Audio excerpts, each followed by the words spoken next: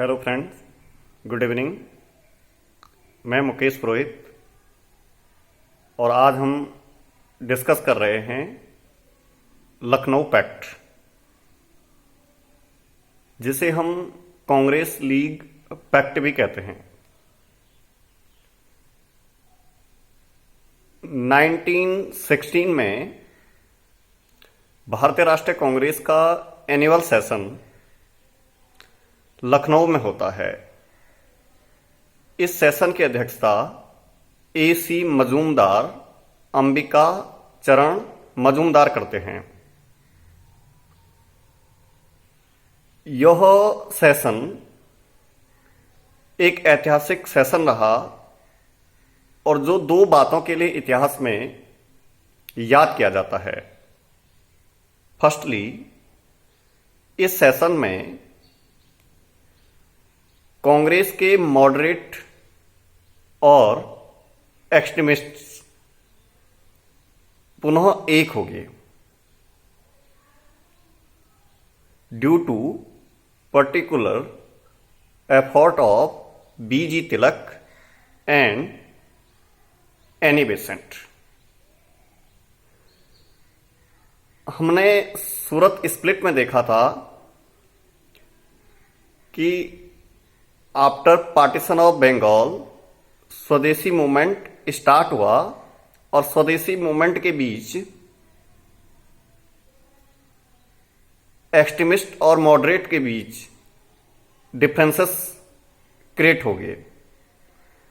Finally 1907 में कांग्रेस के सूरत session में मॉडरेट और एक्सट्रीमिस्ट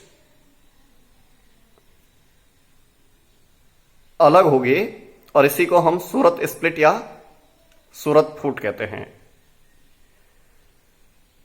1908 में तिलक को देशद्रोह के आरोप में 6 साल की सजा दी जाती है और उन्हें म्यांमार की मांडले जेल भेज दिया जाता है और इस तरह से तिलक 6 साल के लिए जेल में चले गए।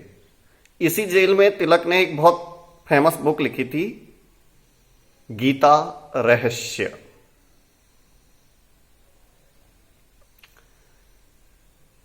इस बीच में घटनाक्रम इस तरह से चलता है।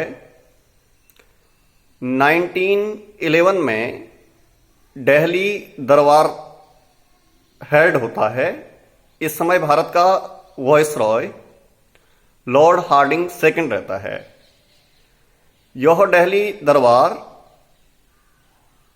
एम्पिरर George fifth and queen Mary के स्वागत में आयोजित किया जाता है दिल्ली में लॉर्ड हार्डिंग के द्वारा।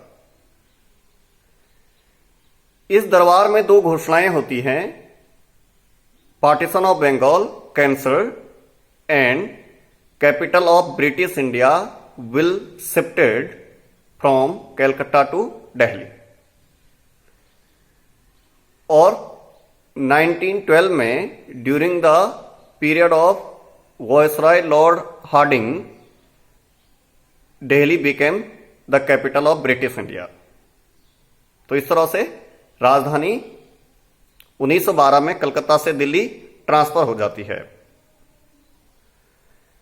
1914 में तिलक को 6 साल पूरे हो जाते हैं और तिलक जेल से रिलीज कर जाते हैं। सॉरी।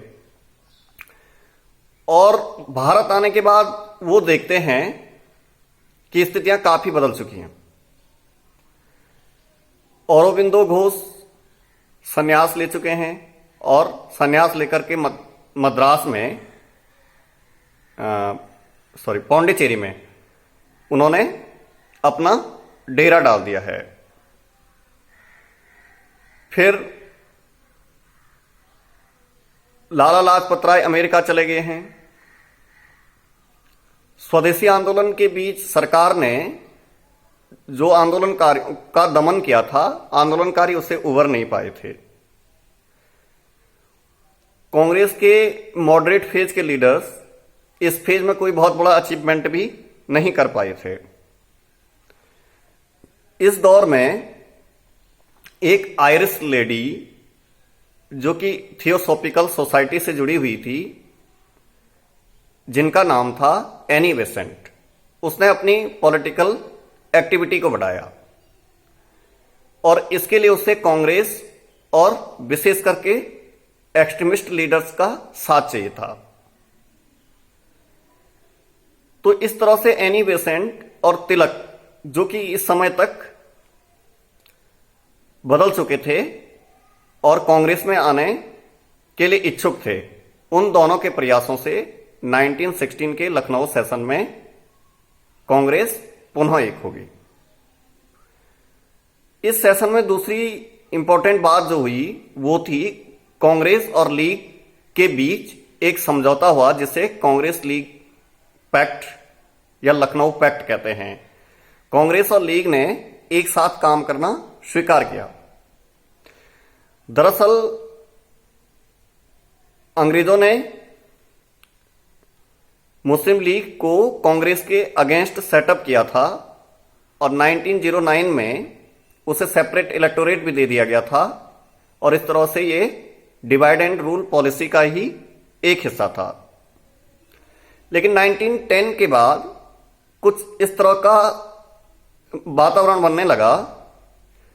मुस्लिम लीग में कई युवा नेता जैसे मोहम्मद अली जिन्ना, शौकत अली, अबुल कलाम आजाद, जो कि राष्ट्रवादी विचारों से इन्फ्लुएंस्ड थे, उनकी संख्या बढ़ने लगी और 1913 में मुस्लिम लीग ने भी स्वराज का रेजोल्यूशन पास कर दिया।